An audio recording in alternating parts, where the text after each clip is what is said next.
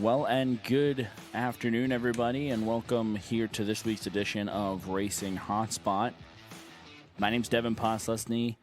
I'm here with my co-host, Mr. Jordan Jenkins. Jordan, how are you? Doing great, Devin. How are you? I'm doing good. First of all, congratulations, college graduate. Woo! Oh, am I? You are now. You have 6 months until you got to start paying back your debt. Can't wait. But welcome. Congratulations, like I said. Happy to have you here. We're in person today, as it's, well, I was going to say summer break, but now it's just adult life for you. Adult life now. There's no more summer breaks for you. So this week's show, we have a couple things we want to talk about. Obviously, Indycar qualifying for the Indy 500. Formula One ran in Italy. We didn't do a show last week just because of everything we both had going on. Wow. Way to just out me right there. All right. Everything I had going on. But anyways, and then, of course, NASCAR had the All-Star race at North Wilkesboro. Let's quickly touch on some of the fast storylines here before we get to Short Track Saturday, the weekly segment talking about short track racing. And Jordan's got plenty to talk about when it comes to that. But IndyCar ran in Indianapolis. They were qualifying for the Indy 500, and my goodness, 234 miles an hour average lap speed for a 4-lap qualifying run for Scott McLaughlin. That is absolutely incredible. It really is. If you think about it. Like, you're doing 75 on the highway. If you reach 90, you're feeling like, oh my goodness. Meanwhile, these guys are doing 234 plus miles an hour, and they're just, it's another day in the office. Another day. So, starting lineup or the starting top 10, I should say, for the 108th running of the Indy 500, which is this Sunday. We have Scott McLaughlin, Will Power, Joseph Newgarden, that's your front row. Alexander Rossi starting fourth. Kyle Larson goes off fifth. Santino Ferrucci goes off sixth. Rinus VeeKay seventh. Pato O'Ward eighth. Felix Rosenqvist ninth. And Takuma Sato will roll off 10th. So, biggest probably storyline to take away from that weekend or the Indy situation was the speed, but also Kyle Larson getting into the Fast 12, Fast 6, going for the pole. You know, it was one of those, like, NASCAR and everyone kind of came out and said, well, hey, here's what we're going to do. We're going to have Kevin Harvick practice the car, but Kyle should be back by mid-Sunday. Mm-hmm. Then Kyle got into the Fast 12. All right, well, he'll be good for the race. Got into the Fast 6. It got to the point where NASCAR moved the All-Star race back 30 minutes to accommodate for Kyle Larson coming in. So, and I think he got to North Wilkesboro like 7:15, I think it was about. Something like that. I know he left Indy around 5:45, 6 o'clock-ish, and it was crazy. Good thing there's only an hour flight from Indy to North Carolina. Yeah, to North Carolina. But no, it was just crazy to watch that as well. I mean, I will say that my dad and I watched the Fast 6 qualifying for Indy instead of watching the first 15 minutes of the NASCAR Open. You know, we were watching that more and of course, as soon as McLaughlin got the pole, we then jumped over to Fox and watched the Open. But, it was just exciting. And that knockout-style qualifying is also just exciting as well. Yeah. And unfortunately, who is it? Nolan Siegel. He was going for the pole and going for it, and unfortunately he was going to get in, trying to get in, and unfortunately wrecked on his final attempt to try and bump out, who is it? Grant Rahal, and he wrecked. So glad to see he was okay. That was a 19-year-old. Glad to see he was okay, but definitely the bump qualifying is just It's exciting. Yeah, I really like the format that IndyCar does for the Indy 500. Yeah, for sure. Looking at, by the way, the IndyCar timing and scoring qualifying pole day results, it says that 99 times were run, and the field average was 231 miles an hour.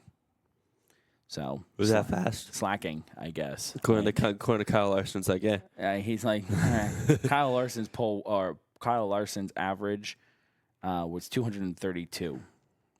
Oh, that was his speed. It doesn't have his average, but it was kind of funny when Kyle Larson gets interviewed after the first laps in the IndyCar, and he's like, "Oh, he was like, what did you think out there?" And he's just like, I mean, it's fast, but it's not scary fast." So it's just like, oh, it's fast. Well, no, it's fine. No, I mean, it is what it is. Yeah, another day at the office. But I'm excited to see how he does this weekend. Of course, the Indy 500 is always a spectacle, the greatest spectacle in racing to watch. And, my dad and I went back in 2016, and that was for the 100th, and it was just so fun. And I'd love to go back for sure, because I know there were things that him and I didn't do that would have been good. But anyways, good to do. But anyways, so IndyCar, Indy 500, Sunday, I believe coverage starts at noon on, is it NBC? 11 a.m. on NBC. So, and Peacock. So, Formula One raced in, I believe it's Italy.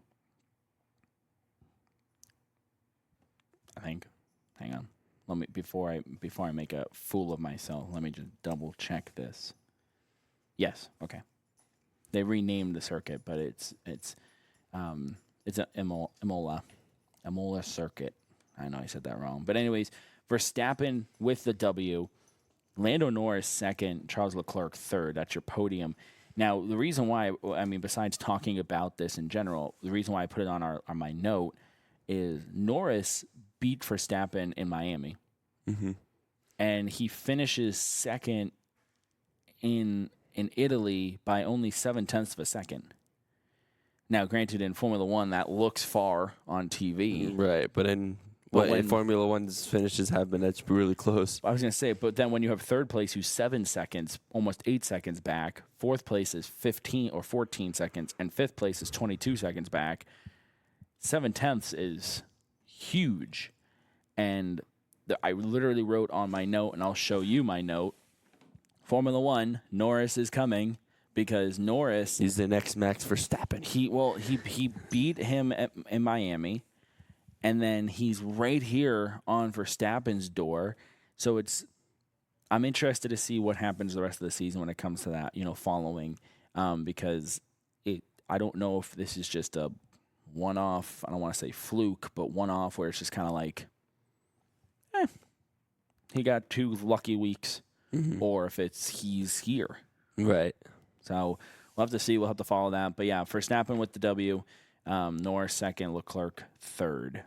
So before we go to NASCAR, Jordan, I'm going to turn it over to you on our Short Track Saturday segment. You spent a lot of time over at Lee Speedway, and also I think the Whelen Modified Tour over or down in Riverhead. So go ahead, Jordan.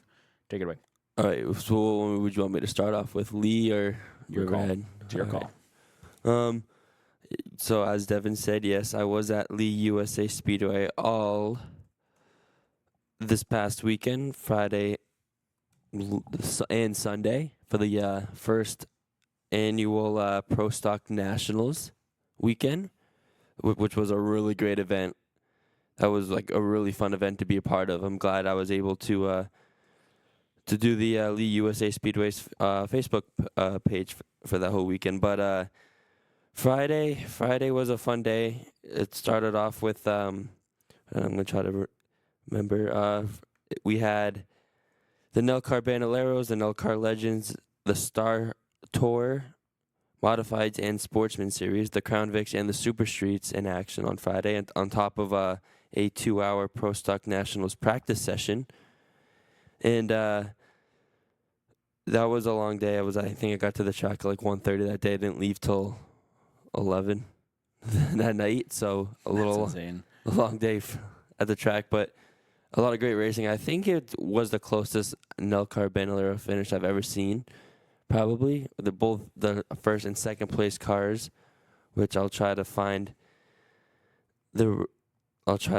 find the results again. So Brody Wakefield and Nicholas Uhrig, probably just butchered that last name. They were the first and second place drivers. They came to the start out of turn 4, bumping and banging, coming to the line. So that got the crowd excited. Brody Wakefield ended up with the win. And then on the Legends side, that was a very healthy amount of Legends cars. I think there was about 22 of them. That's good. And that's the number 29 of Cole Roby win it. And the Star Tour races were, I mean, I don't really have a say in these series because I haven't seen them, but that was cool. They pretty much race antique, modified, and sportsman cars. Mm-hmm. It's pretty cool. The Crown Vics were a good show. I mean, really every single race was like really good. Like that was, I don't know if it was just the track itself or it was just the series that were there that they put on a good show.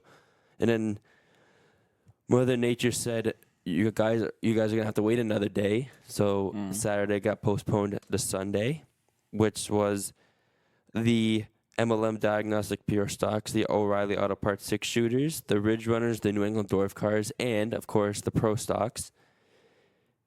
And we had a 40-minute practice session for the Pro Stocks, and then we had a single car qualifying for the Pro Stocks, which there were 46 cars originally, 47 originally. Bubba Pollard withdrew a couple days before the event, and then obviously with the Saturday being postponed to Sunday, we lost some of the cars to the past tour because they were racing at White Mountains on Sunday. So we ended up with 33 Pro Stocks. 28 made the field, so obviously 5 ended up going home. The 28 fastest in the qualifying made it, and then they did a 20-lap Conti race where the top 6 make it, and then there's 2 provisional spots. So I guess I can call him a short track superstar. Derek Griffith ended up on the pole. I say definitely can call him a short track superstar. Ended up on the pole for the race and led. I mean, this is going to sound like the race wasn't good, but he pretty much dominated the whole. Like, they kind of separated into 2 stages. There was 200-lap race, 125. Then they did a caution where pit stops, where the field was frozen, so it wasn't the competitive pit stops. Mm-hmm. And I think the pit stops were probably like 10 minutes. And then kind of like what you'd see at the modified. Right. So, yeah. Kind of like, or the Arkham Menard series, a halfway break, kind of like that. And then the next stage was 75. And I don't know what it was, but that, I gotta look at it again. But the, I'm trying to see who,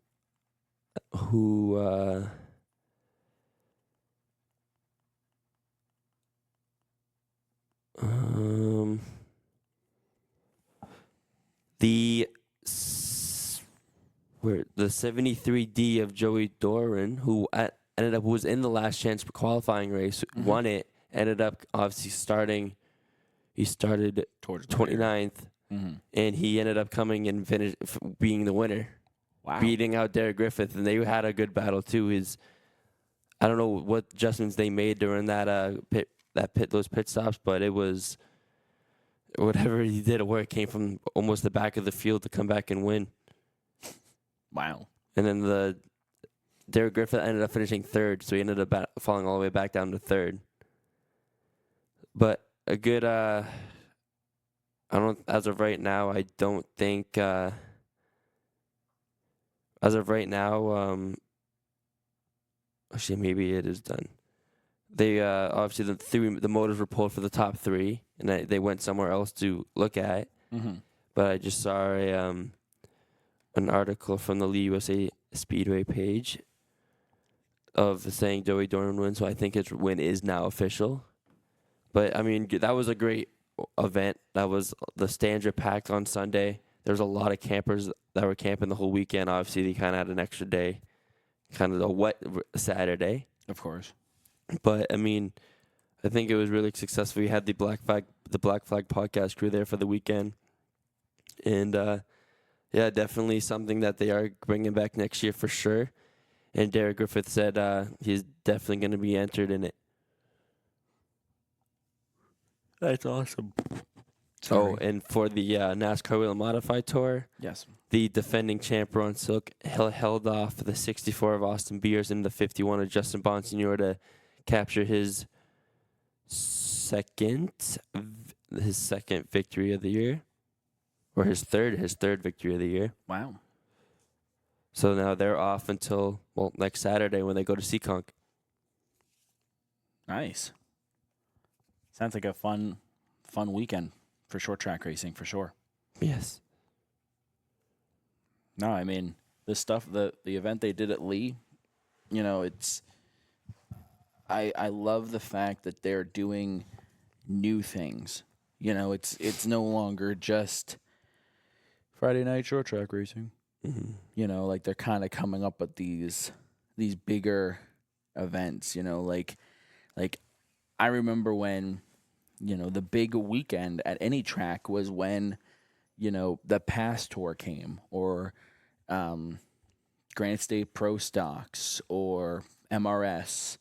Or, I mean, even there was one time where it was, the Legends cars are coming. And those are what gets people in seats, if you think about it.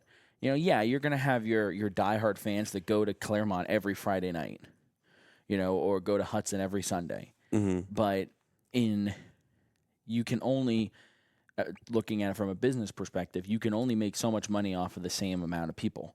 Right. And if you can bring in a Granite State Pro Stock or a Pass Tour or an ACT Tour race, it then brings in that much more.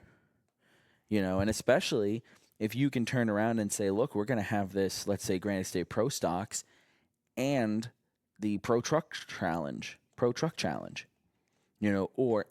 the Legends cars.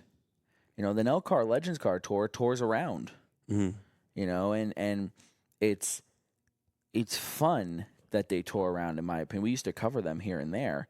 But I mean, I think it's great that like tracks like Lee and Hudson and Claremont are also making their own big events, like the Pro Stock Nationals. Mm-hmm. It's not that like the series Pro Stock Nationals came in. It was Lee said, here's the specs, come race. We're going to be a big purse. Mm-hmm. And it's the same thing with like the Granite State Derby.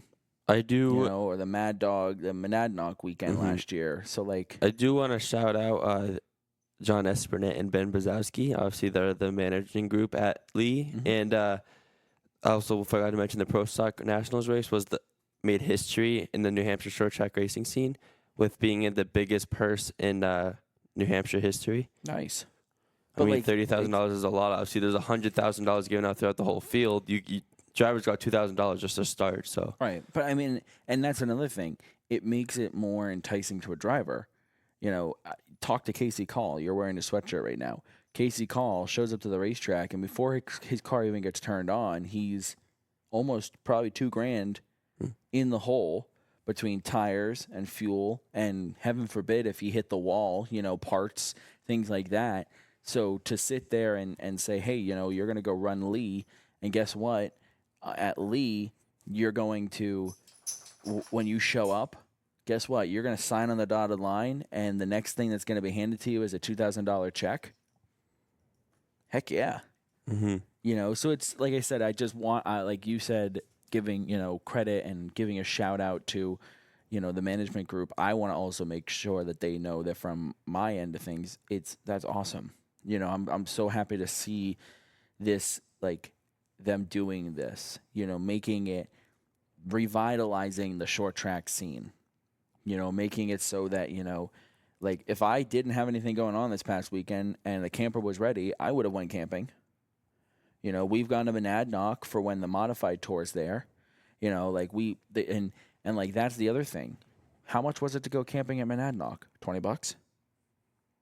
Something like that. Yeah, like, and what did we get out of it? 2 days worth of racing. Mm-hmm. I think we spent maybe $150 max between the two of us to go to that whole day, the all that racing. So like I think it's great that they're doing everything in their power to revitalize the racing scene here in New England and New Hampshire more specifically. Mm-hmm.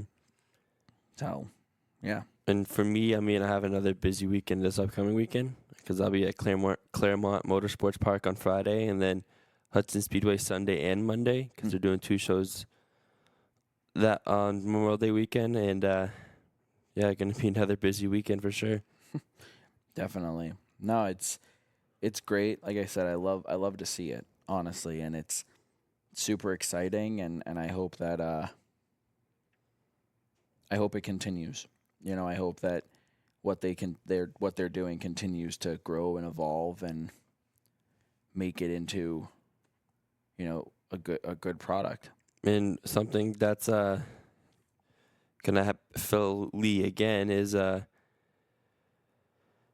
June 7th they're doing Beach Ridge Motor Speedway night, kind of in tribute of Beach Ridge in Maine, and then after that June 21st is their Friday Cup weekend kickoff event. Obviously, that's the weekend the NASCAR Cup Series comes to New Hampshire, and another big story. Well, I don't want to say another big storyline, but a storyline going into that one is 2-time NASCAR Cup Series champion Kyle Busch is once again racing at Lee in the Open Pro Stocks event. Nice. Obviously, he finished second last year to Derek Griffith, so he's coming back to try to win it this time. That's awesome. I mean, and I love that the Cup guys do that because, I mean, Casey Call beat out Tyler Reddick a couple of years ago. Mm-hmm. And for Casey Call, he's run some pretty big events, but I'm willing to bet that's probably one of the things that he puts big and bold on his resume. Surprisingly, I actually talked to him about that on Friday, and he said he didn't even he knew who he beat. What he said, he didn't really care who he beat out because he was on a long win streak at that point. And he said he was just another competitor. Yeah, he was just another competitor. He was more happy to end that and the long win streak he was on, and it just so happened that the person he beat out was Cup Series talent Tyler Reddick. Oh, Casey Call, I love that kid. No, I mean, but even I don't know. Maybe other drivers might sit there and say, oh well, I beat Tyler Reddick. Like that's like woo. Big and bold on the resume. But now, Casey Call has also beaten my dad and I in go-karting, just for the record. Probably another... Well, beating you is probably not too bad. Probably another big achievement for him. Beating you is probably not too hard. We got to get Casey Call on here. We definitely do. If only we knew what he was doing by now, we'd give him a call. I mean, I do have his pro stock schedule, so... No, go ahead. Hold on. He's back in action on Sunday at Claremont. We'll get him on for another show. He's in Claremont on Sunday. So. Okay. All right. Well, it's Tuesday, so wonder what he's doing right now. Right. No, but I mean, anyways. So, good weekend though, short track wise. Mm-hmm. I know the Riverhead race for the modifieds was good. From what I heard, you touched on it. Mm-hmm. But yeah, I do have a point about the IndyCar qualifying. Okay. Is I do like I watched pretty much like all of Saturday's qualifying because obviously the North Wilkesboro Saturday was it ran out. You could have brought some boats out to race around the track at that point after the rain came. But we'll talk about that in a minute. Go on though. So I watched all the IndyCar qualifying on Saturday. Like the whole thing was 6 hours, a little under 7, I think. Yep. And the dramatics of it the whole time, from Kyle Larson having a mechanical issue, his first qualifying, and it was like, oh no, is he even going to be able to make a lap? Is he even going to be able to make the Indy 500 now? Obviously, he ended up doing it. You talked about he made the Fast 12, then the Fast 6, starting 5th. But Rinus VeeKay came out wrecked on his qualifying lap very early on. I think he was like the first car, the first couple cars out there. Ended up wrecking it out of turn 2, I believe it was, and destroyed his car pretty good. And obviously, the IndyCar rules are you have to wait until every car does your lap now. If you're ready, if you're not, then you have a certain amount of certain time. Like Kyle Larson had till 5:50 or 5:15 or something like that, or 5:50, whatever it was, to run a lap to be able to be eligible for the Indy 500. Rinus VeeKay came out pretty much on the budget, came out on track with 2.5 minutes left, got into the fast 12 right at the buzzer. He crossed the line and there was 2 seconds left on the clock of qualifying. So that was just qualifying for the Indy 500. The Indy 500 is on Sunday, and there was already like, oh my God, this is amazing. Right. Which just goes to show you just how good the Indy 500 qualifying practice can be, because it's just this dramatics the whole time. You just never know. It's amazing. Like, I mean, yeah, the dramatics, as you mentioned, alone it's just like, it's exciting. You know, it's exciting, good old-fashioned racing, and yeah, it makes the month of May exciting. It does. It definitely does. We didn't talk about it, but like the road course race a couple weeks ago, you know, is just as exciting as well. And then on top of that, then you have, you know, the racing, qualifying, you know, is just as exciting, you know. So it builds up, and I think, you know, IndyCar and Roger Penske have done a great job of building that format over the years to the point where now it's a 2-day show. You know, yeah, it's on Peacock. Oh no, the Sunday was on NBC, but Saturday was on Peacock qualifying. So it builds hype. You know, it makes it so that now next week when they go live at 11 a.m. for the Indy 500, it's look what happened last weekend. You know, and by the way, now 33 of them are about to go do 230 plus miles an hour for 200 laps. What? So, I mean, obviously everyone, but probably Kyle Larson's used to it. But you know, it's kind of it goes a difference from IndyCar to like NASCAR. Where it's like NASCAR, they're going probably. I mean, on Super Speedway, they're going probably just under 200. And IndyCar's like, oh, I'm going 250 every week. Besides like road courses, obviously. I mean, yeah. But I mean, excuse me. But I mean, at the same time, though, Kyle Larson had to go through the IndyCar, you know, approval process, that the making sure that he was cleared and all that, and making sure he was all ready to rock and roll. And but yeah, I mean, it's definitely, yeah, it's going to be exciting, to say the least. Definitely, for sure. Speaking of exciting, it rained on Saturday, and we had 3 feet of rain in the infield of North Wilkesboro, to the point where we had a swimming competition. There was people, like, it was so bad that the flooding that people were like in the infield and pit road, like knee deep in water. We had one driver who was swan diving off the pit wall into the water. Yep.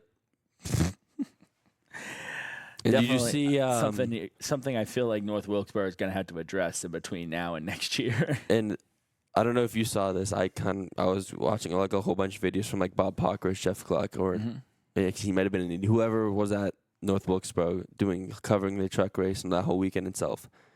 I saw a video, and this team got a lot of heat for it. Was Stewart Haas the Stewart Haas racing teams were not at North Wilkesboro on Saturday. So when the Cup cars had to be covered when the rain came, it was the Hendrick Motorsports teams that were doing it. And everyone's like, how come the Stewart Haas teams aren't there? And it's like, And it was like, interesting. Yeah. But maybe next year, though, maybe NASCAR decides, if it just rains like it did, like floods, we could just do boat racing. It'd be kind of interesting. RC boat racing. That'd be kind of fun. So the truck race ran for 80 laps on Saturday, and then it rained. And then they ran for the rest of the race on Sunday. Truck race itself, though, was pretty uneventful. You know, pretty normal. I mean, it felt more racy than it did last year for sure, but there still really wasn't like much passing at all. Yeah. No, I agree with that. overall, I think it was a good race. In general, no. Like what I mean is like Jordan just threw his hands up like what? But like what I mean is like I think it could have been a lot worse. It could have just been a snooze fest, or it could have been a wreck fest. You know, like I think if you're looking at the qualifications for a good race, it met it, kinda. It could have been better, but there's definitely that fine line of we're going to go out there and we're just going to run single file for 200 laps, or we're going to go out there and we're going to crash every 2 laps. Mm-hmm. And I think that's what I meant. Like I think it was a good race right down the middle. So then we had the open qualifying, which was a snooze fest. Mm-hmm. Be ready, folks. This is going to be a theme. That honestly, it was disappointing because I remember. You're talking about the All-Star Open itself? Yeah, oh, yeah. All-Star Open. I remember the days when the All-Star Open was the most exciting race of the weekend at Charlotte. I mean, it was last year at North Wilkesboro. Granted, you also had the Ty Gibbs and Michael McDowell drama, so it was like, oh, is Michael McDowell going to make sure Ty Gibbs doesn't make it and all that? Sure. I mean, even though it just felt like the All-Star Open was just way better itself than last year compared to the All-Star race, but yeah, I get what you're saying. I don't know. It felt weird in the sense that it was kind of like usually that's like a good determination on what the night's going to be. And last year, as you said, it was more exciting than the actual All-Star race. So I was hoping that, okay, well, maybe we're going to flip-flop here. And that didn't happen. The All-Star Open ran. It did its job. It moved on to 2 drivers, and Gragston got the fan vote. Mm-hmm. We go to the All-Star race itself, and there was so much hype. So much hype. We have 3 sets of tires. One of them's not going to be in play because it's not raining. Mm-hmm. But we have this soft and the regular. Okay, soft and regular. Oh, this is going to be exciting. Still wasn't. Kyle Busch wrecks Ricky Stenhouse Jr. on lap 1. Mm-hmm. Brings, and we're going to touch on that in a minute. Brings everyone down pit road. 5 drivers say we'll take the reds, which were the soft tires. Everybody else says on the regulars. Those 5 drivers who took the red take off because they have a softer compound.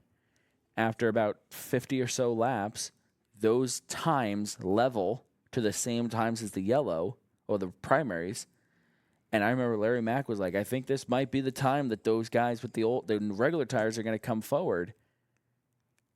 But then I think it was Boyer or Harvick or somebody after a couple of laps went, wait, they're running the same lap times. So, of course, Logano has a 20-second lead over 6th place Christopher Bell, I think it was. They're just going to maintain that 20-second gap because they're running the same lap times. So then we have the halftime break where most drivers come down and get the reds, and which, again, were the soft tires, and everyone was on the same compound. Mm-hmm. So they were all racing the same as if they were all in the same yellows. And then we have the caution with 50 to go. And this is where it got a little interesting because drivers like Kyle Larson come in and get red tires. So he drives his way up to 5th or 6th, but then after 20 laps, his tires go away and he falls backwards. Mm-hmm.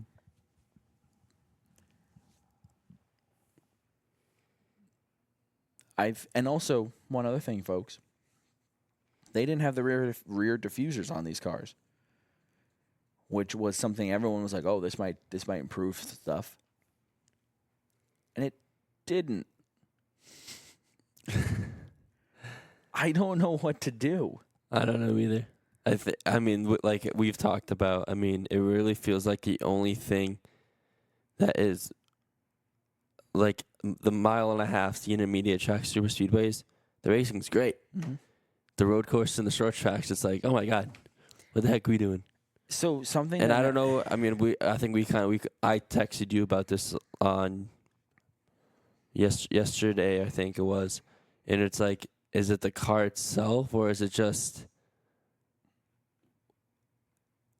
because now you've had 2 years back in North Wilkesboro. It's great to be back there, obviously, but you've had 2 non-eventful All-Star races at North Wilkesboro, and you're going back there again in 2025. So I don't think it's the track, because then you see the Cars Tour go out there and put on a great show. Mm-hmm. You see the Truck Series go out and put on a racy race. The Wheel and Modified Tour. The Modified Tour has done great stuff. I don't think it's the track. I think it's just the next gen car. I think it's the next gen car. Because ever since the Gen 7 came out in 2022, all short tracks have been it's been an issue with the short tracks. The only track that might be considered a short track that has been somewhat eventful, I was going to say us, NHMS. Bristol. Bristol's been too. Bristol, but they're also not on the short track package. Right. Oh yeah, exactly. That's because everyone after that Bristol race from that where all the tires were like falling off every 5 laps. It was like, let's just bring that tire to every short track. That might be great. It just, I don't know. NASCAR preached that they wanted to make a car that could be used in basically anywhere and everywhere. Right. They wanted to save the teams money. They didn't want to have them, have to rebuild cars, because 10 years ago they were building probably 5 or 6 cars a season, and I remember when you would see on Speed Channel, they would have like an interview in a garage and they'd be like, oh yeah, that's our Talladega car, oh that's our Bristol car. Mm-hmm. Now it's like, oh that's our everything car. Yeah, we just changed the spoiler, we just changed this, we just changed that. And it was done, I think, in an effort to make it so that a team, in theory, could buy like 5 cars per car. So you'd have a 4-car team would have 20 cars, and those were the 20 you would use all year. That's it. And on paper, it makes sense. On paper, it checks out. But racing, as we've learned, is not a one-size-fits-all model. I mean, not that I want to say anything poor about Formula One, but some of those racetracks put on fantastic races. Some of those racetracks don't. Formula One's been doing this one-size-fits-all model for years. We saw it last year. McLaren or Mercedes comes out, builds a race car, and it is a dumpster fire race 1. Well, guess what? They're stuck with that car for the next 20-something races. So we've seen it in Formula One where some racetracks, the car runs great. Some tracks, they don't. NASCAR then says, oh, we're going to do that. And it's like, hold on a minute. Can we think this through? Even IndyCar changes things. I mean, the cars that they ran on Sunday in qualifying are going to look different than the cars they run on Sunday for the 500 because of qualifying trim. Mm-hmm. So it's just like, I think for NASCAR, if you're going to do something, in my opinion, you say, hey, race teams, we're going to develop a short track and road course car. So you would have 2 different cars. You would have your intermediate super speedways and your short track road courses. Either that or scrap the next gen car and figure something else out. And to do that, it's going to take time. It's going to be a redevelopment, blah, blah, blah, blah, blah. Whereas you could take one of these next gen cars and go test it on road courses and short tracks and say, okay, this is what works, and make it and fix it.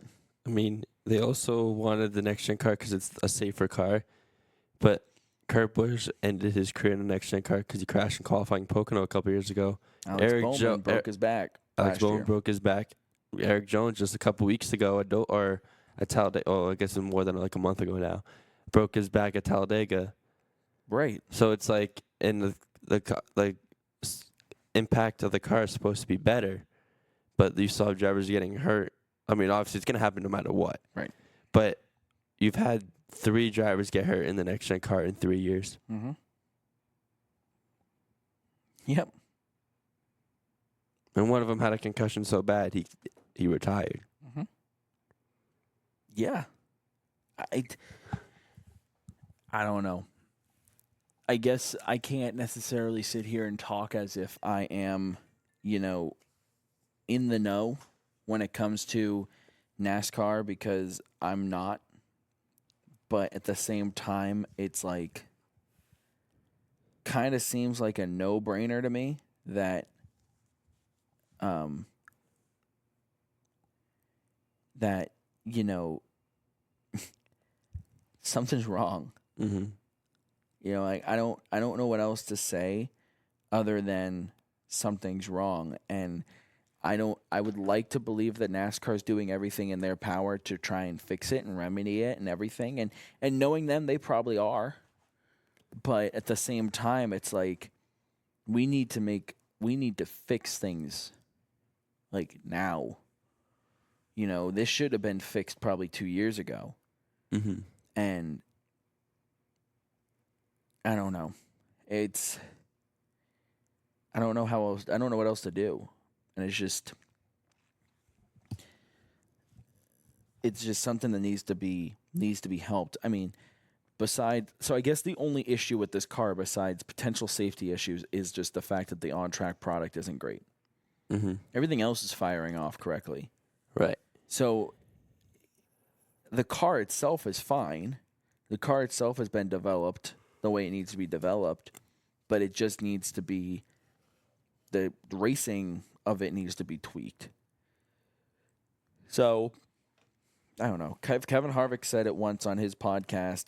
Everybody's out here saying we need more horsepower, So then why don't we just go to Richmond and try it? Because I don't know how many times that conversation comes up, even around the campfire at the racetrack. Oh, well, they need more horsepower. Okay, well, somebody should just go out and try it to either put it to bed or prove it right. Because I think that's something right now that everyone's saying, oh, well, this is what needs to happen. We don't know if that's what needs to happen because nobody's tried it. Right. And I get it because I think Kevin said it in either on Fox or on a podcast or whatever. I get it. Back in the days of all the horsepower, they were running maybe 1 or 2 races per engine. Now they're getting probably 5 or 6. So I get it.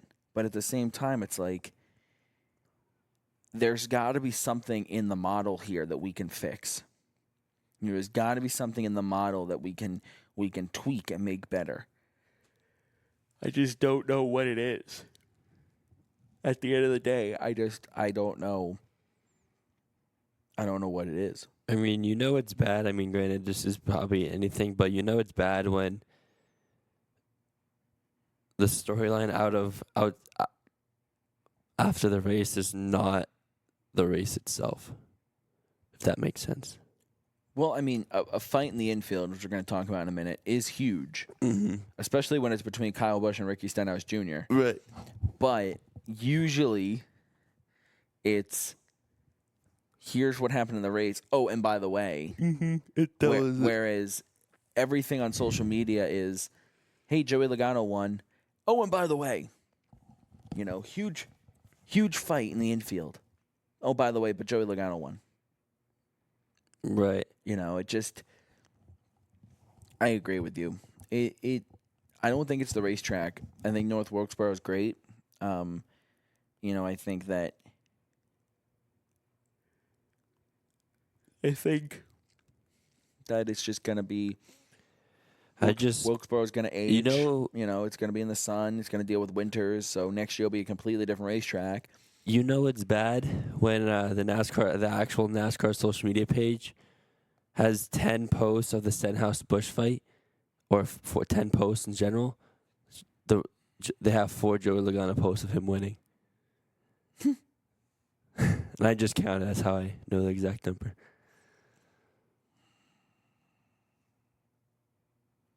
Actually, 11 posts because they have the audio from Kyle Busch's in car when he took Stenhouse out. And his crew chief's like, you're probably going to have a visitor at the hauler after because obviously North Wilkesboro. You can't leave. Can't leave. There's no tunnels in the infield, so Stenhouse just had to sit there and wait. I mean, he said he was going to anyway. Mm-hmm. I mean, he told Jamie Little, he's like, oh, I'll wait. And he's like, maybe I can have Richard hold my watch. It just, the car itself, I don't know, man. It's, something has to give. Something has to be worked on. Something has to be fixed. I don't know what it is, but they gotta figure something out on the short tracks and road courses. But And the idea of the tires on paper made sense. You see it in Formula One, right? Softs and mediums. But just for some reason it didn't work. And I don't know why. I'm not smart enough, I'm not involved enough to be able to say this is why. Mm-hmm. I mean, I'm going to kind of back up here. It did work. The tire did fall off. Right. But the issue was by the time it fell off, they were already so far ahead that it didn't matter. Right. You almost needed it to fall off quicker and then fall off. So this way, because it fell off and equalized. It didn't fall off and then completely go away. Mm-hmm. And that's kind of what I think NASCAR was hoping for. I think NASCAR was hoping for, Joey Logano to get out there and get 20 seconds ahead, and then his tires fall off 20 laps later, and then all of a sudden 30 laps later he's like losing control, and the guys who are in the yellows are catching up. I think that's what they were hoping for. But I don't know. I don't know either. The TV ratings here from our friends over at Seriously Fast Motorsports scored a 2.573 million average views. It peaked around 2.8 between 9:15 and 9:30, and that's up 17% from 2022. So there was a lot of hype. Mm-hmm.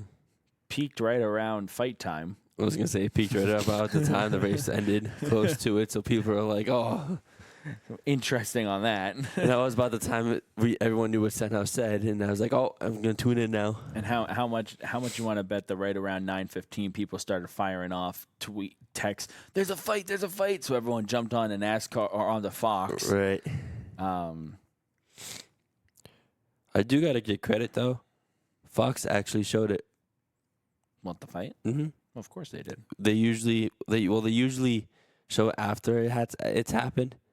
They showed it. They literally did a side by side. Joey Logano being interviewed on the front stretch too. Look what happened in the infield too. Well, what else was happening that night? That's true.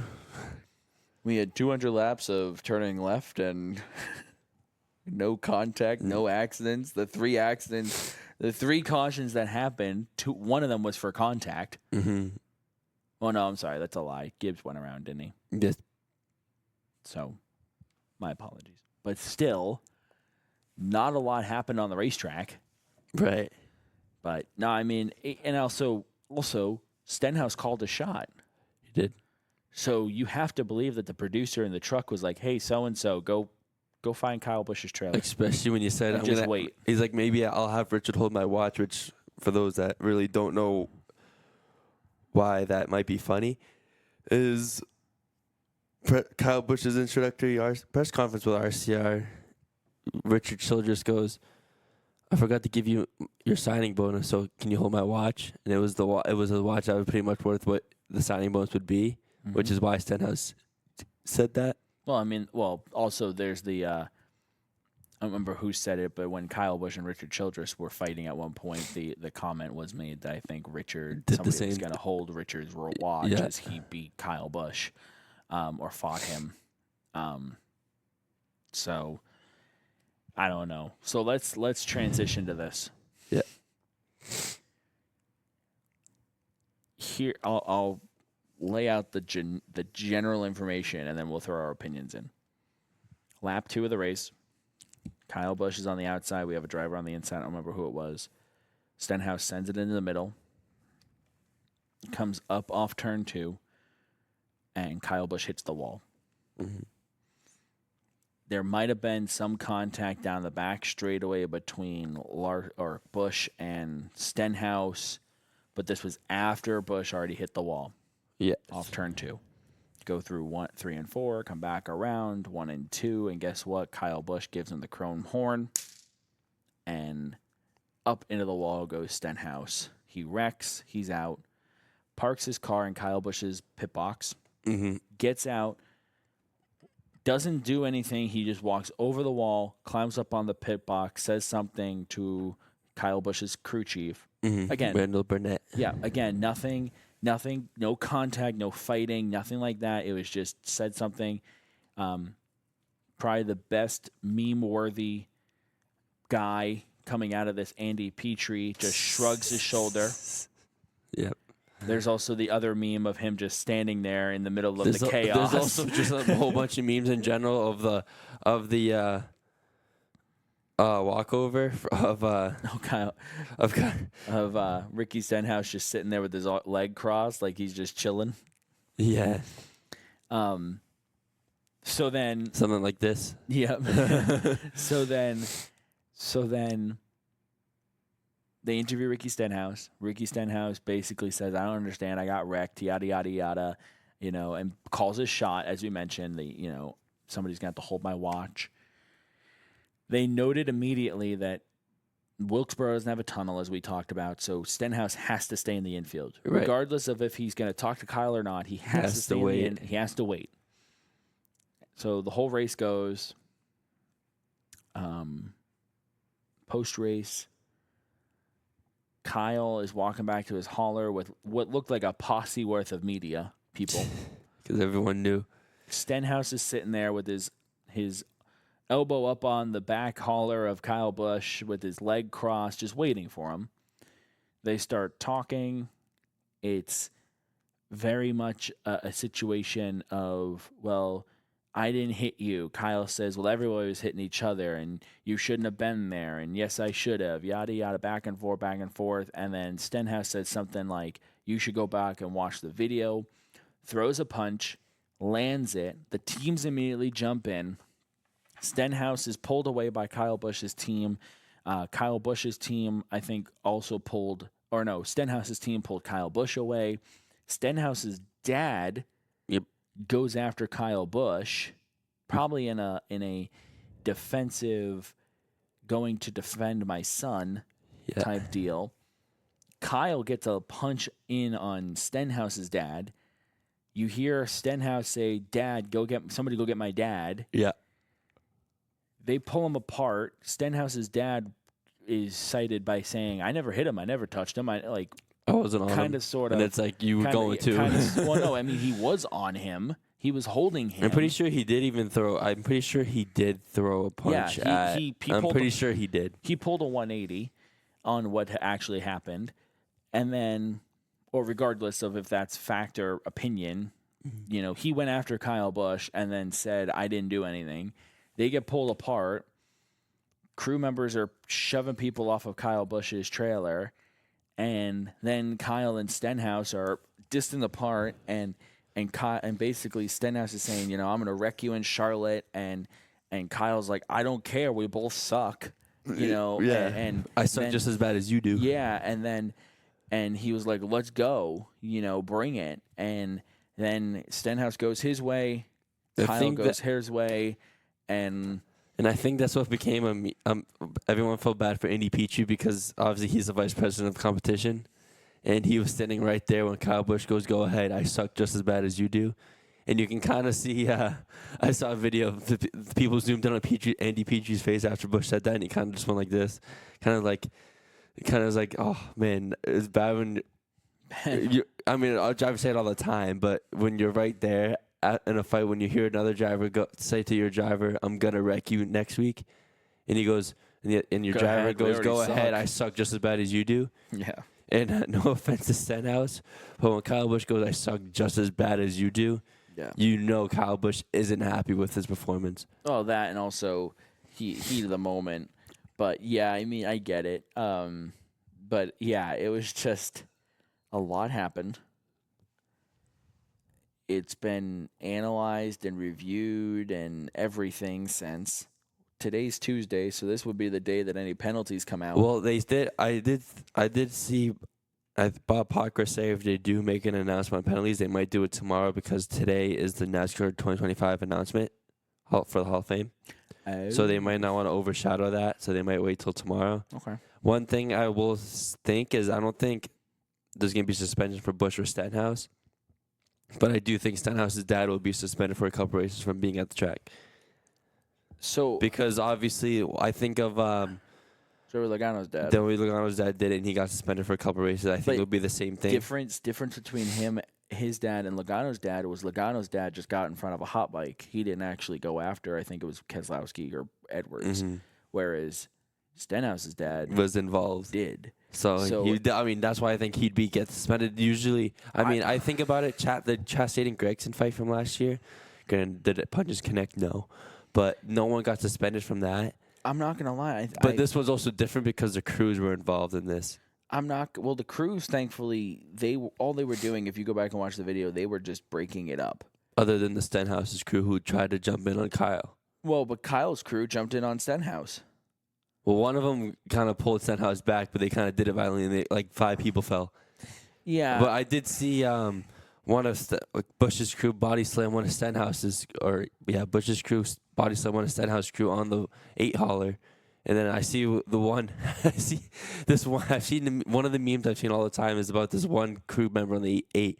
The one that keeps going, get off our truck. He keeps going like this. He's taking 5 people on. And he's like, everyone's like, I want that guy. If I'm ever in a fight, I want this guy helping me. I want that guy on my time. I want that guy on my team. And it's like, I mean, he was the one who was like, get off our truck. Like, go. Yeah. But I think, there's going to be no suspension for Bush or Stenhouse. Especially with NASCAR kind of like, oh, look at this. Yeah. But, I hate to say it. I think his dad gets suspended indefinitely. He will. I think he will because they don't like when family members get involved in that stuff. Or at least till the end of the year. You know, because Logano's dad got suspended for a couple races, and all he did was say, he's not going to hurt my boy or hurt my kid or kill my kid or whatever. And then same thing with, who was it, Keselowski's dad, too, when Edwards wrecked him at Gateway. Mm-hmm. So, those guys got suspended off of words. So what Stenhouse's dad physically put his hands on Kyle Busch. Mm-hmm. So what happens now? I mean, it might be extreme, but there's going to be fines for Busch and Stenhouse, obviously, because that's usually what happens. But let me ask you this: it wasn't a points race. How do you fine points?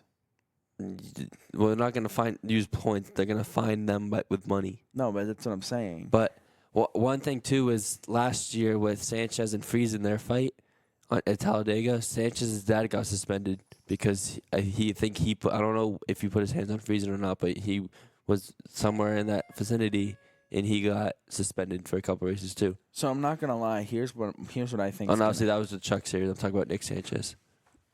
Here's my hot take on this. I don't think anything happens to Kyle Busch.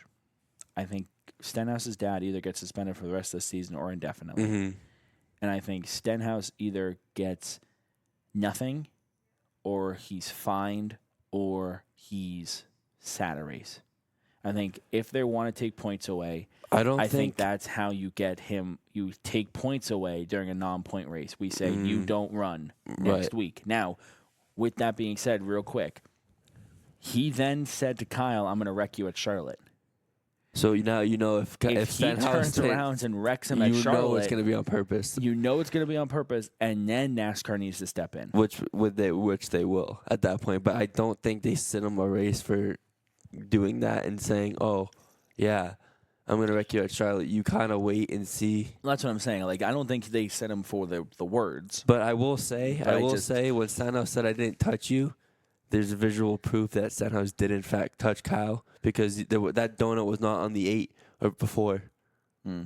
So there's visual proof that Stenhouse did touch Busch. And since we usually do it like we did it for someone in Friesen earlier this year, Bristol. I think it was Sanchez. It was Sanchez. So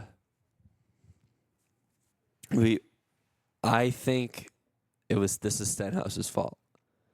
The reason he tried to make it 3 wide on a track you probably shouldn't, he lifted and he made contact with Busch and Busch hit the wall. Stenhouse, I don't think really saw the replay when he said you hit the fence and then hit me. Busch didn't hit the fence before he hit Stenhouse. It only took that was a whole lap later. Lap 1, that was Stenhouse trying to make it 3 wide. got in the bush and Bush hit the wall. Lap 2 in turn 2, that's when Kyle Busch was like, okay, I'm sick of this, and he put Stenhouse in the wall. So I think obviously Kyle Busch retaliated on purpose. You can 100% tell, but I think the original what made Kyle Busch do that was Stenhouse's fault because you made it 3 wide. You kind of got aggressive on lap 1. Am I saying don't be aggressive? No, but be smart aggressive. It was the All-Star race. I mean, yes, it's $4 million, but it's lap 1 of 200. 200. It's lap 1, and you try to make it 3 wide with drive. Where at a point you probably shouldn't. It's in the middle of a turn. The front stretch is fine. The back stretch because it's easier, but you're in a turn on a 7/10 of a mile is I think what Wilkesboro is. There's not enough. There's not a lot of room to do that on the turn, and Stenhouse did, and that automatically happened. I think this kind of goes to Stenhouse first. I just think Stenhouse was more mad that Kyle Busch just wrecked him out of the race when Stenhouse, his move didn't do that for Kyle. Right. Well, Kyle Busch got even. Exactly. Really? Because Kyle Busch goes, I'm sick of being run over. So a lot of people said, is this Kyle Busch just being mad at Stenhouse, or is it overall anger that he keeps getting run over every week? And so he's just like, I'm done with this. Probably 75-25. Yeah. But no, I mean, it's I don't know. I personally saw it as Stenhouse sent it in there. Kyle Busch adjusted and hit the wall off of turn 2. And then when he came down, he hit Stenhouse just from the natural deflection. Do I think Stenhouse should have been there in the middle of 3 wide on lap 1? No. Roll out and live to fight another lap. Do I think that he made contact with Kyle? My opinion, no. But until Kyle came off the wall and hit Stenhouse. But no, I mean, who knows what exactly NASCAR is going to say, just to go back to this. Who knows what NASCAR is going to do? It's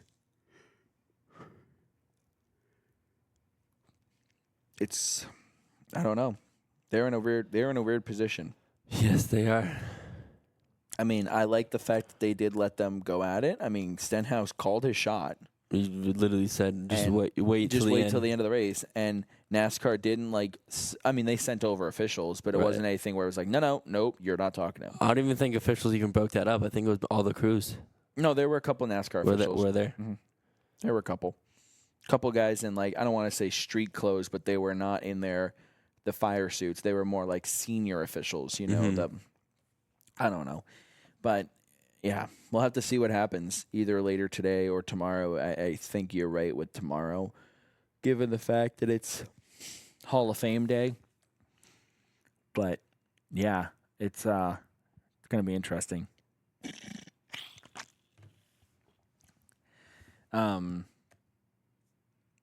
Any other thoughts leaving Wilkesboro?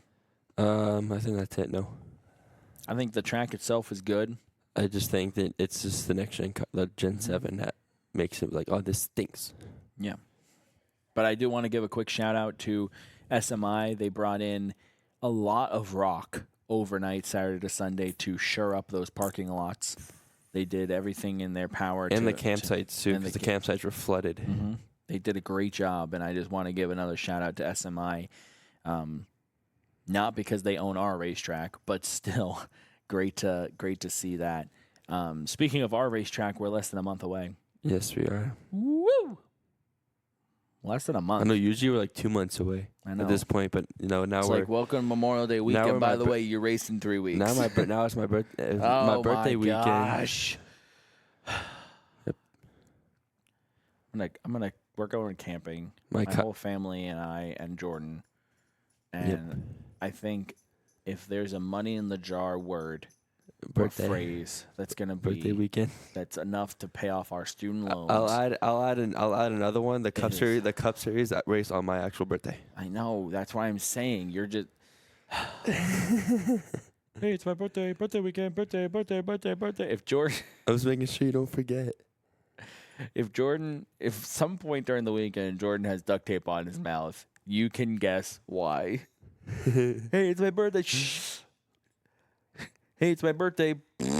Come here. As I pull out the duct tape. No, it will be a great weekend. A bunch of us are going. Obviously, my family, you, friend Regina, I am going. and then a couple other family friends are joining us. We're actually going to kind of like build like a compound for camping. It's And going to then be so much fun. a couple people we met last year. Yeah, and then a couple random camping friends that we made when the race was moved from Sunday to Monday. That they're going to be camping near us, so it'll be a lot of fun. For the first time in probably 6-7 years, I won't actually have to work that weekend, so Exactly. I'll be there the whole weekend. It's probably a good thing too, because Saturday doubleheaders have been great. Woo! Probably ever since you've not been there. Exactly. So they'll go back to being bad. Being bad, and it's like, God dang it, Devin, you couldn't work. Go to work. But anyways, Cup Series going to Charlotte. So is the Xfinity and truck. Yeah, well, there's also a storyline now. Oh brewing. boy, here we go. So I don't know if you saw, but Donald Trump is apparently going to be attending the Coca-Cola 600. I heard something about those. And I don't know if you know the rule about when there's a former president or a current president that's in an area, all the airports in that area are shut down. Oh, geez. Because they don't want any air activity around. Right. So now they're like, is Kyle Larson going to be stuck in Indy? I personally don't think he will. There's going to be an exception for that. For Kyle Larson getting from Indy to Charlotte. Because everyone's like, oh no, Kyle Larson's not going to be able to get to Charlotte now after the Indy 500. Well, usually they shut down the airports for when Air Force One comes in and out. Just that whole time. So the whole time Trump would be in Charlotte, they would shut down the whole the airports all around. That's why everyone's like, oh no, Kyle Larson won't be able to get to Charlotte, when everyone's like, you know for a fact the Secret Service will make an exception for that. I don't fully agree with what you just said, but okay. Like, meaning that's the thing. The shut down the airports part. I agree with you making an exception, but they would have to make Manchester Boston Regional Airport does not shut down when Air Force One is in. They shut down for when it lands and when it takes off. No, but they don't want any air activity around the presidents because, you know. Oh yeah, but how's that going to now affect the pre-race show? Point is. Well, no, there's special exceptions that have to be done, Right. which I'm sure they'll do for Larson. Everyone's like, oh no, Larson won't be able to do the double now, and it's like, yes, he will. No, they'll make it work. But even if they land him up in Martinsville and drive him in. Right before noon, Bob Parker sent out a tweet with a video of Rick Hedrick being interviewed. There's weather in the area for the Indy 500. So now they're talking about. But this is what the tweet says. He said, Rick Hendrick said it would be extremely hard to pull Kyle Larson out of the Indy 500 if there was weather in order to get him to the Coke 600 on time. So everyone's like, why would he do that? Like, of course you're going to do the Indy 500. It's the greatest spectacle in motorsports. Spectacle. And yeah. So obviously, but now there's like, oh, I mean, it's probably not going to be an issue anyway, but it is kind of an interesting that let's say the Indy 500 does get delayed, what does Larson do? Right. Because obviously there's that rule for NASCAR, you have to attempt every race to be eligible for the playoffs. Obviously there's waivers. Obviously drivers get hurt and they do a waiver, so they would probably do the same thing anyway, but it's kind of interesting where it's like, if he's like, oh no, I'm going to stay in Indy to do the 500 and not do the Charlotte, does NASCAR be like, okay, you're not eligible for the playoffs? This is very unlikely that they do that. Well, but I also think that the race starts at 6. It's not going to get done till 11. Mm-hmm. Indianapolis doesn't have lights.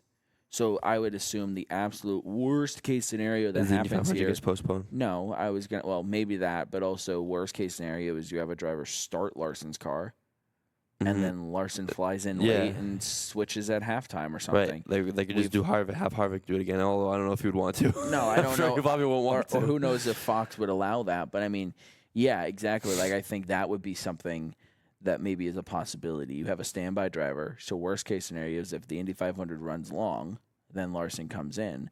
But also, IndyCar in general, they are usually pretty good at saying, hey, it's going to be raining. They don't have air titans. They don't have they have jet dryers, but they don't have the track drying technology that NASCAR does. And I'm not saying that in a bad way. I'm just saying they just don't.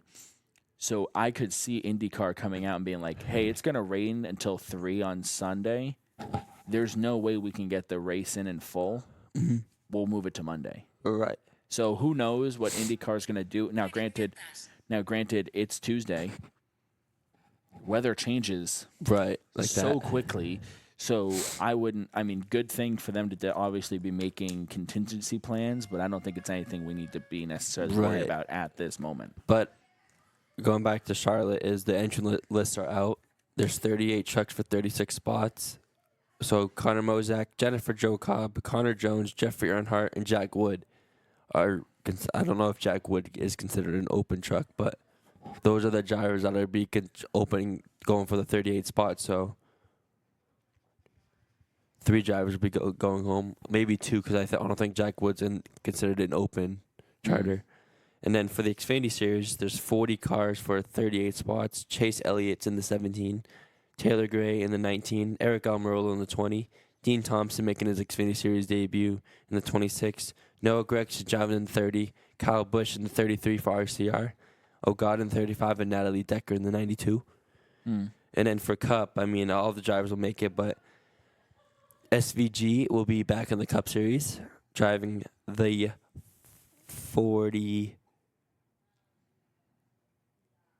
16 for colleague, and then obviously Jimmy Johnson.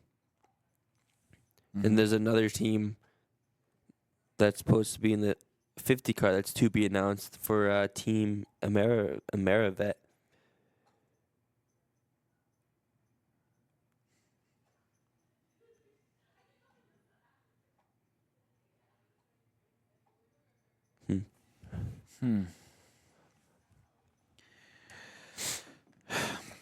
Should be an interesting weekend. Yeah, definitely. In general, who's your picks for the 600? The 600. Give me 3, like we normally do. It doesn't have to be any specific order, but like. William Byron, Denny Hamlin, and Ryan Blaney. I'm going to take Chase Elliott. I'm going to take Kyle Larson. And if he lives to see all 600 miles, Kyle Busch. Let me phrase that. If his car lives to see all 600 miles, he'll obviously live. But, yeah, those are my guys. I'm looking at Truex isn't a bad pick either. I'm looking at the NASCAR fantasy, and it gives you like good picks for the week. Kyle Busch is a good bet, and the sleeper is Ricky Stenhouse Jr. Oh my god! Because he finished 7th in the last 2 Coke 600s. So interesting. Any other thoughts from this weekend and/or looking ahead? We haven't really talked about it, but Fords, they've won the last 2 Cup races. The All-Star race with Logano, and last week at Darlington with Kozlowski ending what was like 112 race win streak. He hadn't won since April of 21, his last year with Penske. And he finally gets that win with RFK. So maybe Ford is starting to get that momentum. The All-Star race isn't a points race, but obviously Ford winning the All-Star race is still a W. A big deal, especially with the struggles they've had all year. So. Yeah, maybe the Fords are finally here. Because obviously, other than Blaney and Gregson, really, and like Buescher and Kozlowski, or consistently, I guess it's really Gregson and Blaney. All the Fords have struggled. Buescher and Kozlowski the last few weeks have really done good. Because I think they both have a win. When did Buescher win? Buescher won But what did Buescher win? Buescher did not win Kansas. Oh yeah, that's right. So Buescher does not have a win yet for RFK. Well, he won last year at Daytona in August. Well, right, but this year I didn't know if he had a win yet. I couldn't remember, but I don't think he does. But either way, Kozlowski getting that win. That was someone. Obviously, I'm not a Kozlowski fan. When I say I'm not a Kozlowski fan, I don't hate him. Right. It's not like I'm like, oh, let's go Kozlowski. Yeah. But when he won, I was genuinely happy because even every time he's near the front, I'm like, I hope he wins because he's a good driver. He's a good person. He comes out to the campgrounds, as you know. Mm-hmm. Like he does great things for the sport of NASCAR. He's like one of those genuine. He's like a Rusty Wallace. You weren't necessarily a fan of Rusty, but you also weren't upset if it won. Right. Well, older Kozlowski people, like, when he first started, probably a different story. That's true. That's true. He's come around now. But, yeah, no, congrats to Kozlowski as well as Ford. I also want to... Did you see Denny Hamlin's interview at North Wilkesboro, by the way? No. So, obviously, drivers can see, like, what's happened before them. Mm-hmm. And you can see Hamlin, like, laughing when he's looking at the monitor of the fight as he's getting interviewed. So, it was kind of funny. Oh, it's just right. like, oh, yeah. Yeah, because even Regan Smith had mentioned it. He was like, well, it's a little bit calmer over here. And Hamlin kind of smirked like, yep. But I do going back to that tire, though, is a lot of drivers, they give props to the soft tire. And Bob Parker said in his Fast Thoughts that he usually posted on X that he was like, oh, maybe this is the tire they do for Loudon. I heard that too. So, I mean, I see nothing wrong with the tire. I think it was just the concept of, we have the regular and the soft. This is what's going to happen, and the soft didn't. And last year, didn't they have the soft compound for Loudon anyway? Didn't they have a different different tire compound for Loudon? I think so. So. Oh no, I'm always up for them doing new things for Loudon because that's our home track, and there's always those rumors every year. It's like, oh, we're not gonna have a race next year. I have a feeling we're here to stay for a while. Hopefully. But I don't know, for anything like Richmond, everyone's like, get Richmond off the track. Well, no, I mean, okay, but here, not to get into this topic of conversation, but I mean, do we need to go to every place twice except for like maybe Daytona? Even people are like, do we have to go to Daytona twice?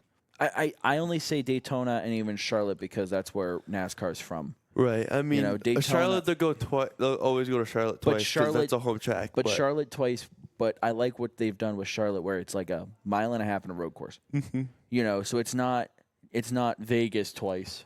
It's not Richmond twice. It's Charlotte twice, but Charlotte's a mile and a half in a 2.5 mile road course. Right. And I think Daytona is exciting in the sense because it's Daytona and same with Talladega and Atlanta. Right. They're super speedways, so it's the unpredictability. I also think Daytona is a track you want to leave on the schedule because that's where the sport came from. Do we need to go to Kansas twice? Do we need to go to Richmond twice? I'd go to Kansas twice. Do we need to go need to go to Vegas twice? I'd go to Kansas twice just based on the finish we had, but one thing that stinks is the championship race next year is at Phoenix. Why? Because they're like hot.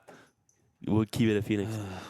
A lot of people want it back at Homestead. But that's another thing that we can talk about another time. But here you are sitting here, NASCAR's trying to make the 2025 schedule and saying, oh well, we want to go to Canada, we want to go to Mexico, but who's going to lose a date? So I did see kind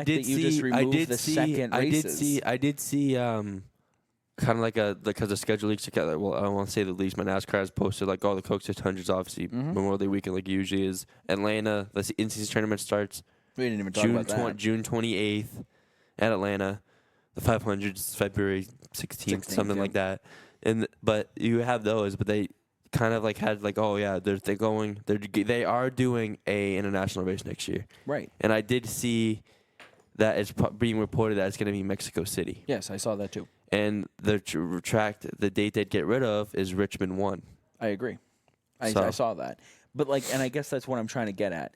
You have tracks like Portland, you have tracks like Montreal, you have tracks like Mexico City, where NASCAR is like, well, we want to bring this in, but where do they race? How about you drop the second dates from everybody? Yeah. I mean, Formula One and Indycar don't go to places twice.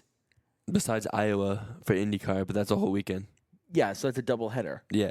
But and I understand IndyCar's done the double headers before too, but it's just you don't.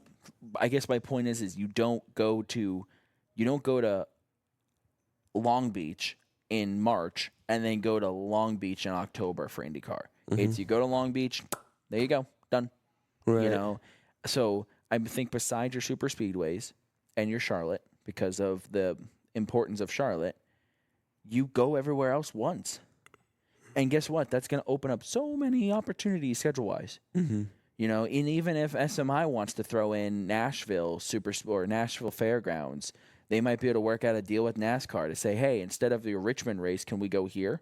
Mm-hmm. And I bet SMI would be willing to pay for the date. And I know, but I'm just saying, I know a lot of people especially in our area, are still salty to this day, and it's been 7 years now that we've lost our playoff race. So everyone's just like, "Oh, bring it back," and it's like, or just get rid of our July date, I'm excited summer day to go back to September. I'm excited Everyone's to like, see, "Oh." I'm excited to see what our June race is going to be. I mean, it's 80 degrees out here in New Hampshire. 'Cause- not too hot, not too humid. I think this is what we should expect there for our weekend. And this is beautiful weather, you know. But I don't think we're ever going to get a second date back here unless it's on like a road course or an alternative track. I think going back to like the getting rid of the second dates, every track like the locals of Richmond, they're gonna be not happy when they lose their second date. Of course. Like obviously Dover probably wasn't. Obviously New Hampshire was not. Yep. I mean, I think it was Marcus Smith that got booed on stage the day of the driver and chose at the last playoff race. September race, yep. I know, and look, I understand so, that. I mean, obviously, NASCAR is going to have to do what they have to do to make the schedule better and get what fans want. But obviously, the locals of the track are like, "Oh, we want 2 dates. Well, Bring it back." It's the same thing with what we do at DPPG on a smaller scale. You know, we go and we cover all these six or seven schools in the area, but each of those 6 or 7 schools have 5 or 6 different sports teams. So guess what? When we cover this school's whatever sport once or twice, of course that group of people are going to sit there and say, well, you only covered us twice. It's like, well, we covered 30 games and we covered all of these schools. You know, so I guess my point in saying this is it's no matter what you do, you're never going to make everybody happy. Right. You know, but at the end of the day, I can tell you as a New Hampshire person, yeah, it sucks that we don't have 2 weekends anymore.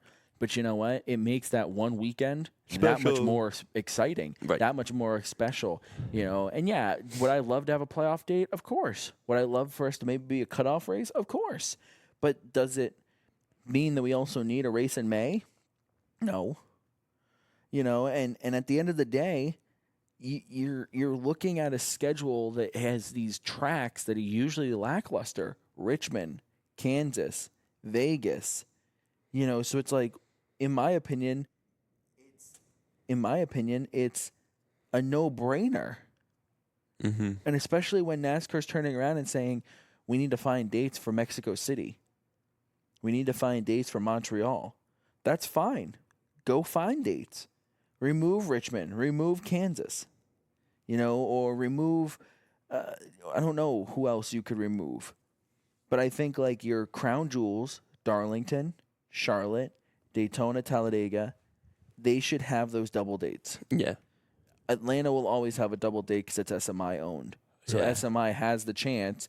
So like SMI, as you saw with us, they wanted a second date at Vegas. Well, they just took New Hampshire's date and put it there. Right. So in theory, they could take Atlanta's second date and put it somewhere else. But they're not gonna, because you have all this going on at Atlanta now. Atlanta's debatably their best track right now. Right. So I don't know.